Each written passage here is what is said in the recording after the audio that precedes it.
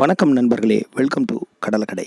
இன்றைக்கி நாம் ஒரு மிக மிக அற்புதமான, அனைவரும் பார்க்க வேண்டிய, குறிப்பாக பெற்றோர்கள் பார்க்க வேண்டிய ஒரு திரைப்படத்தினுடைய விமர்சனத்தை தான் சொல்ல போகிறோம். அது என்ன திரைப்படம், அதனுடைய கதை என்ன, அது எந்த மாதிரி விஷயங்களை பேசுது என்பதையெல்லாம் நீங்கள் தெரிந்து கொள்ள இந்த காணொலியை முழுமையாக பாருங்கள்.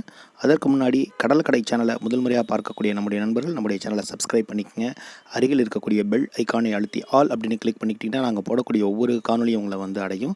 நம்முடைய சேனலை வெறுமன திரை விமர்சனம், சினிமா விமர்சனம் மட்டும் இல்லாமல் உலகில் இருக்கக்கூடிய பல நிகழ்வுகள், சுற்றுலான்னு பல விஷயங்கள் போட்டுகிட்டே இருக்கும். ஸோ உங்கள் ஆதரவு தாருங்க. இந்த நிகழ்ச்சி பிடிச்சிருச்சா உங்கள் நண்பர்களுக்கு நம்ம சேனலை பகிருங்க.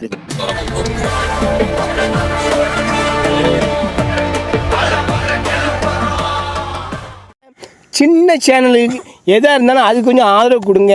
உங்கள் பொண்ணான கையை கொண்டு அந்த பெல்லில் தட்டிடுங்க. அவங்களுக்கு சப்ஸ்கிரைபர் 5-10 ஏறுனா அவங்க மனசு சந்தோஷப்படும். அவங்க வீடியோவும் பாருங்கள். வணக்கம் நண்பர்களே, வெல்கம் டு கடலக்கடை.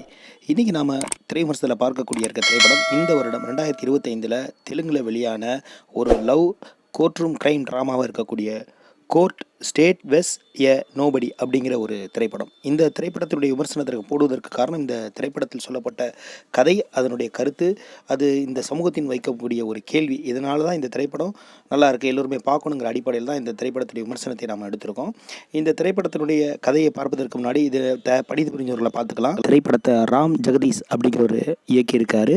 இந்த படத்தில் வந்து பிரியதர்ஷி புலிகொண்டா அப்படிங்கிறவர் தான் கதாநாயகன் நடிச்சிருக்காரு. அது இல்லாமல் பி சாய்குமார், சிவாஜி, ரோஹிணி, ஹர்ஷவர்தன் அப்படிங்கிற மாதிரியான நடிகர்கள் இதில் நடிச்சிருக்காங்க. இதில் வந்து ரொம்ப பிரபலமானவர்கள்னு யாருமே இல்லை. ரோஹிணி நம்ம தமிழில் பிரபலமான நடிகர். அதே போல் வந்து நம்ம பிரியதர்ஷி புலிகொண்டா அப்படிங்கிற இந்த இவர் கதாநாயகன் நடிச்சிருக்க இவரும் ஓரளவு பிரபலமான நடிகர் தான். மற்றவர்கள் எல்லாமே புதுமுகங்களாக தான் இருக்காங்க. ஸோ இந்த படத்தினுடைய கதை என்ன அப்படின்னு பார்த்தீங்கன்னா, ஒரு மைனர் பெண்ணை பாலியல் பலாத்காரம் செஞ்சிட்டதா ஒரு மைனர் சிறுவனை வந்து காவல்துறை வந்து கைது செய்கிறாங்க. அதுக்கப்புறம் என்ன நடக்குது அப்படிங்கிறது தான் இந்த திரைப்படத்தினுடைய மொத்தமான கதையாக இருக்குது. ஸோ அந்த திருவன் சொல்கிறாரு, நான் வந்து அந்த பெண்ணை பாலியல் பலாத்காரம் செய்யலை, நானும் அவளும் காதலித்தோம் அப்படிங்கிற மாதிரி அவர் சொல்கிறாரு. காவல்துறை தீர விசாரிக்காமல் அவர் மீது ஃபோக்ஸ் ஆக்ட் படி அவரை கைது செய்து சிறையில் அடைக்கிறாங்க. அதுக்கப்புறம் இந்த வழக்கு வந்து கோர்ட்டுக்கு வருது. அதுக்கப்புறம் என்ன நடக்குது அப்படிங்கிறது தான் இந்த ஒட்டுமொத்த திரைப்படத்தினுடைய மொத்த கதையை. இந்த திரைப்படம் மிக முக்கியமாக பேசியிருக்குது, ஃபோக்ஸோ சட்டத்தை பற்றி நிறைய பேசியிருக்கு. அதனுடைய பல்வேறு நுணுக்கமான சட்ட பிரிவுகளை பற்றி இந்த சட்டம் பேசியிருக்கு. அதே போல் இந்த கோர்ட் இந்த திரைப்படம் ஒரு கேள்வி கேட்குது. போக்சோ சட்டம் என்பது ஒரு 40-45 வயது நபர் ஒரு 18 வயதுக்கும் குறைவான ஒரு சிறுமியை பாலியல் பலாத்காரம் செய்யும் போது அவர்கள் மீது தொடுப்பதற்காக போடப்பட்ட சட்டம். இது ஏன் இப்படி பயன்படுத்தப்படுது அப்படிங்கிற மாதிரி ஒரு கேள்வி எழுப்பியிருக்கு. நீங்கள் படம் பார்க்கும்போது தெரியும் என்ன விஷயம் அப்படின்ட்டு.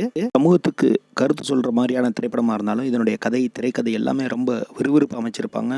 கோர்ட்டில் நடக்கக்கூடிய அந்த வாத பிரதிவாதங்கள்லாம் ரொம்ப சூப்பராகவே இருக்கும். இதில் நடித்திருக்கக்கூடிய எல்லா நடிகர்களுமே ரொம்ப சிறப்பாக நடிச்சிருக்காங்க. அதே போல் அப்பா அம்மா சென்டிமெண்ட் காட்சி எல்லாமே வந்து நம்ம இந்த காலத்தில் இருக்கக்கூடிய அளவுக்கு ரொம்ப சிறப்பாக செஞ்சுருக்காங்க. ஒட்டுமொத்தத்தில் இந்த திரைப்படம் வந்து எல்லோருமே பார்க்க வேண்டிய ஒரு அற்புதமான ஒரு திரைப்படம். இந்த திரைப்படத்தை எல்லோரும் பாருங்கள். பார்த்தவர்கள் இந்த திரைப்படம் பற்றிய உங்களுடைய கருத்துக்களை வந்து கமெண்ட் செக்ஷனில் போடுங்க. இந்த திரைப்படத்தை நாங்கள் சொன்னது பிறகு பார்த்தவர்கள் எப்படி இருந்துச்சுங்கிற உங்கள் அனுபவத்தையும் பகிருங்க. இந்த காணொலி பிடித்திருந்தால் உங்களுடைய நண்பர்களுக்கும் நம்முடைய காணொலியையும் நம்முடைய சேனலையும் எடுத்து வைங்கள் என்று சொல்லிக்கொண்டு வேறொரு நல்ல ஒரு நிகழ்ச்சியோடு சந்திக்கிறோம். நன்றி, வணக்கம். தேங்க்ஸ் ஃபார் வாட்சிங். மறக்காம சர்ப்ரைஸ் பண்ணுங்க. தேங்க்யூ.